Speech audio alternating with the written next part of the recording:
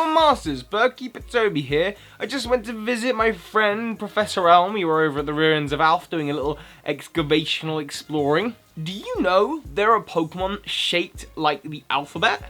I mean, that's a head scratcher. But I digress. It got me thinking about my favourite Pokemon from the Johto region, so here are my top 10. Number 10. Number 237, Hitmontop. And of course my favourite thing about Hitmontop has got to be the aesthetic. See, Tyrogue evolves into 3 Pokemon. Hitmonchan, the punching Pokemon. Hitmonlee, the kicking Pokemon. Hitmontop, the spinning top. It's just funny. I remember Hitmontop was pretty mysterious back in the day. How do you get one? It turns out you got to evolve a Tyrogue with balanced stats. But to a child who doesn't have access to the internet, that's right, I come from those days, that wasn't the easiest thing to find out. And something else I love about Hitmontop is its kind of mini-boss status in my favourite town of Pokemon Colosseum. I'm just a fan. Number 9. 181. Ampharos.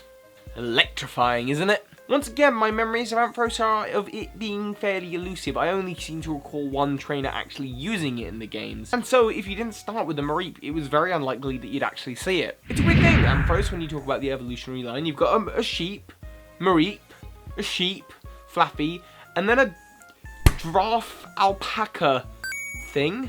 But hey, do you know what? It's actually one of my favourite designed Pokemon of the Johto region, and what I love even more than Ampharos is Mega Ampharos. The sheep got dragon typing. How it makes sense? I don't know, I haven't looked it up, but to be honest, it's just cool. Number 8. Hey, Scissor.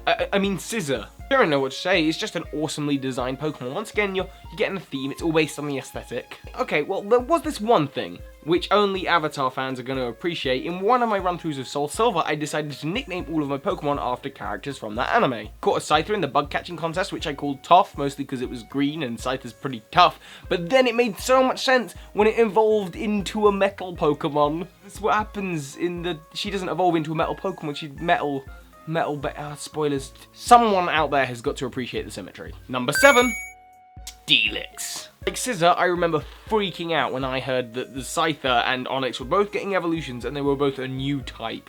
Imagine, if you will, a simpler time with no internet. A time where your only information about Pokemon came in the latest issue of Pokemon World, and they happen to mention Mega Evolutions are a thing, and you hear it from other kids at school, but there's no way of verifying it for yourself, it's just a rumour. And boy, am I glad this rumour turned out to be true. Steelix made Olivine Gym one of the strongest and toughest Pokemon gyms to battle in the original Gold and Silver games. It's a giant metal snake, and also, in the first generation, Brock's Onix was kind of the first boss of the game. One more thing, I do have a pretty cool theory about Steelix. Did I mention? He's not just here to plug my video. Number 6. Unknown. I imagine is what the Unknown would say. They're legendary Pokemon. No, they're not. Yes, they are. No, they're not. Yes, they are. This was a debate. Again, no internet. We used to have this when we were kids. Air of mystery about these Pokemon that now, in a better communicated world, we kind of just realise they're pointless and weak. But there was all these ideas. What if you could catch all the Unknown? Could you catch a Celebi? What secrets did the ruins of Alph hold? The third movie obviously gave these Pokemon a lot of fan service. The trailer for the movie described them as more mysterious and powerful than Mew. I even got to a point in my Crystal version where I caught all the Unknown and I had unlocked all of the hidden rooms in the ruins of Alph, and I decoded the messages and worked out what they said, and then I was determined to work out what was next. I thought there had to be something else, so I even wrote into Pokemon World being like, I've caught all the Unknown and I've unlocked all the rooms, what do I do now? How do I get Celebi? Those were the days. Number 5. And next to the Unknown in the Pokemon Movie 3 was Entei. Something about Entei makes him my favourite of the legendary beast trio. Suicune looks too frail to take a hit, and Raikou in the original games looked kinda silly. Yeah, looks like he needed a shave. But Entei was a legendary beast. He could take a hit, he could give a hit, he was a powerful fire type if he didn't have Typhlosion on side. I just have fond memories of watching my brother with his Pokemon Silver catching an Entei and just thinking he was incredible for doing so. And since then I've just kind of had a soft spot in my heart for Entei. Number 4. Now, anyone who played Gold or Silver or their remakes will understand why this Pokemon is kind of a love-hate relationship. Because it turns out we all have more or less the same experience with a particular Miltank, Whitney's, the Destroyer of Worlds.